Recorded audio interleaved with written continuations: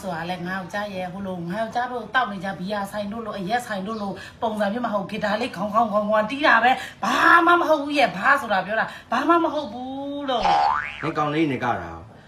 အဲ့ဒါလည်းသူတို့ကလေဟိုသူတို့ဆော်တွေသူတို့မိန်းမတွေပါပြီးသားမိန်းမတယောက်ဖက်ဘက်နဲ့ငါကြားမန္တလေးမှာကြံခဲ့တော့မိန်းမရန်ကုန်မှာဆိုငါမှလွမ်းလို့ပြောတော့မပြောပါဘူးငါကြားရဲအဲ့လိုတွေပြောတယ်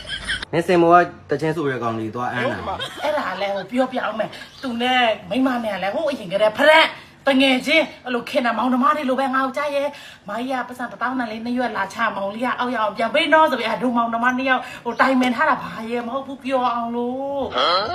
ဘီယာကြီးကျတော့တစ်ခွက်ပြီးတစ်ခွက်တောက်နေပြီ ငါကြား